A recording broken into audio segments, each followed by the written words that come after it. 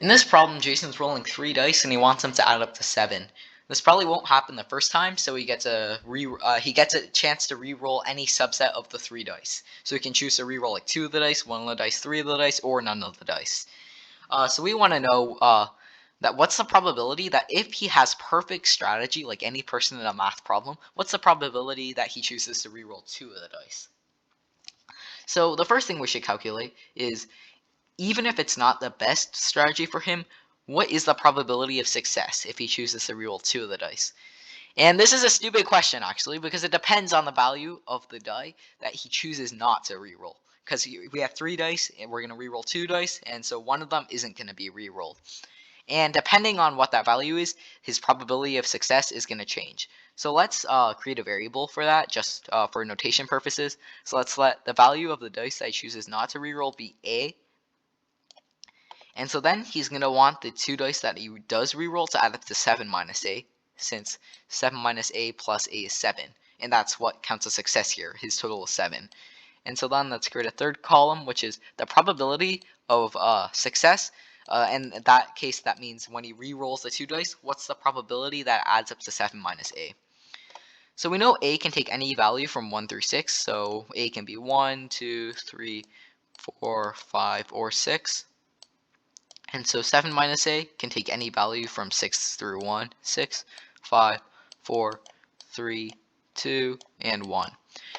So the probability that when 2 dice are rolled that they add up to 6 is actually 5 and 36.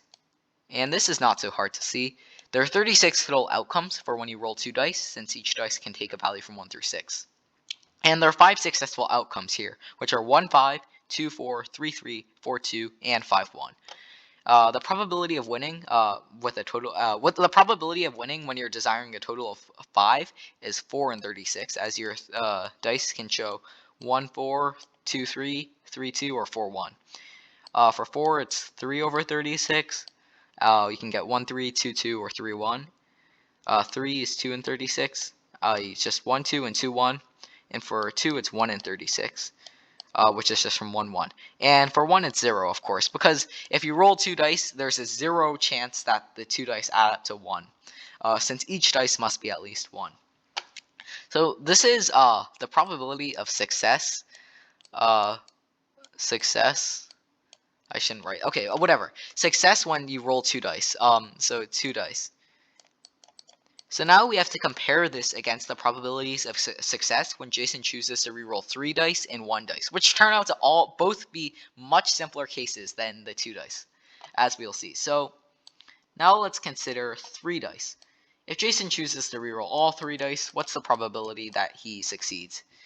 And this is very simple, because Jason, because what he rolled the first time initially doesn't matter anymore. Jason's changing all the dice.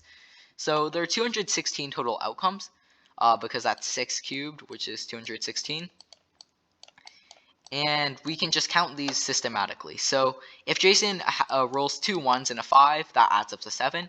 And the 5 can be on any of the 3 dice. So therefore, that's 3 cases there. 1, 2, 4. There's 6 permutations of 1, 2, 4. So that's a 6 there, because it can also be like 4, 2, 1, or 2, 4, 1. Those are all ways he could get a total of 7. So for 1, 3, 3, it's going to be 3, and then 2, 2, 3 is 3. And these are actually all of our cases. So there's a total of 15 ways that he can roll a total of 7 when he re-rolls all 3 dice. So then the total is 15 over 216. Which is equal to 5 and 72. So the probability of success when Jason rerolls all 3 dice is always 5 and 72. Now if we look back at the 2 dice, this actually tells us something. Because sometimes if we choose to not roll 4, 5, or 6 in the 2 dice case, then the probability of winning is always less than 5 and 72. As we can see, these probabilities are all less than 5 and 72. And so that tells us that if if on his initial roll, all of Jason's numbers are 4, 5, and 6, that's bad. Because then A always has to be 4, 5, or 6, and Jason's never going to have higher than a 5 and 72 chance of winning if he chooses to reroll 2 dice. And so therefore, what this tells us is that Jason must have at least one number in the set of 1, 2, 3. So I keep trying to write out a full sentence here. Must have at least one number. This is gonna take forever to write. Have at least one value that shows 1, 2, or 3. I'm not sure if that's even the right sign for this. I think that might be the subset symbol. Okay, I'm an idiot. Whatever. So basically, you can't have like 4, 4, 5. That's a bad roll because no matter which value of which dice you choose to leave out, you're always gonna have lower than a 5 in 72 chance of success. So you're always better off re-rolling 3 dice. Now the other case is, when is it better off to re-roll 1 dice? And the answer is actually 1 die. I hate dice. Die. Whoever invented English grammar should die. So it turns out that re-rolling 1 die is almost always the best option, and that's because, okay, let's consider if you roll like where's my mouse? Okay, I can't find my mouse. Okay, let's say Jason's initial roll is 2, 3, 4, and if Jason chooses to re-roll the 4, he's gonna want it to add up to 2, and there is a 1 in 6 chance of this happening. And if we look back to the 2 dice table, all these probabilities are less than 1/6, which means it's almost always better to re-roll 1 die than to roll 2 dice, no matter what.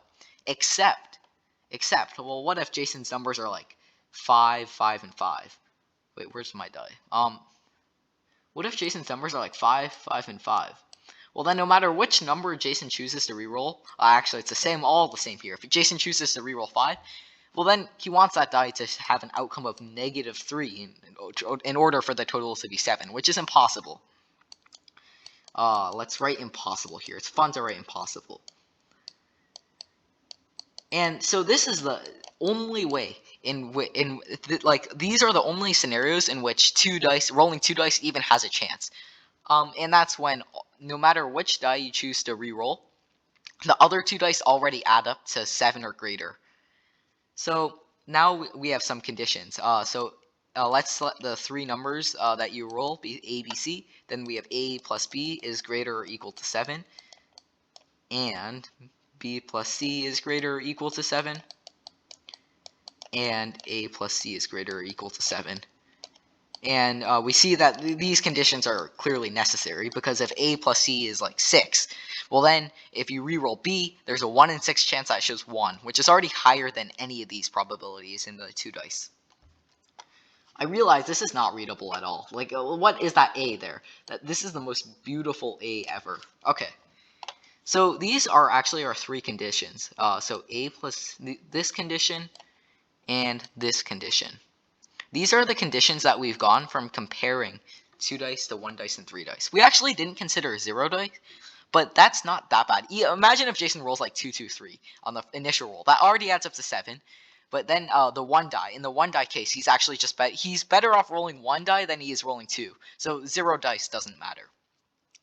So now we just have to count up all the possibilities of dice that satisfy both these conditions, which actually isn't that many. As we can see from the answer choices, Jason's probability of being best off when he chooses to re-roll 2 dice is pretty low. So that means we don't have that many possibilities to count. First of all, if Jason has 2 dice that are among 1, 2, 3, like if Jason's roll is 1, 3, 6, that satisfies the first condition, but 1 plus 3 is 4, so that doesn't satisfy this condition. And in general, if Jason has 2 numbers in the set 1, 2, 3, they're going to add up to 6 or less. So that doesn't satisfy the second condition, so Jason must have exactly 1. So exactly 1 value among 1, 2, 3. And so we can do casework on what that value is. So if that value is 1, then Jason must have 6 and 6 on the other 2 dice in order for the second condition to be true. And there's, just like before, we can see there's 3 ways to do that. And that's the only case here. For 2, each of Jason's numbers, each of the other 2 dice can be 5, 6, and either way, that's good. Or Jason can also have 2, 4, 6. Wait, no, he can't. I'm an idiot. You didn't see that? Okay. And so there's 4 ways to do that. Wait, no, there's not. There are not 4 ways to do that. There are 12 ways to do this because we have 3 ways to choose which dice shows a 2, and then for the other 2 dice, we have to choose whether they show 5 or 6. And then for if the value among 1, 2, 3 is 3, each dice can show 4, 5, or 6. 4, 5, or 6. And similarly, there's 3 places to choose where the 3 goes. And then for each of the other 2 dice, we have 3 choices for whether it shows 4, 5, or 6. So there's 27 cases here. So in total, there are 49 cases, and out of 216 total outcomes. Wait, how did I get 49? That's 42. I'm an idiot. So 42 over 216, and that simplifies to 7 over 36. And that is choice A. And we are done.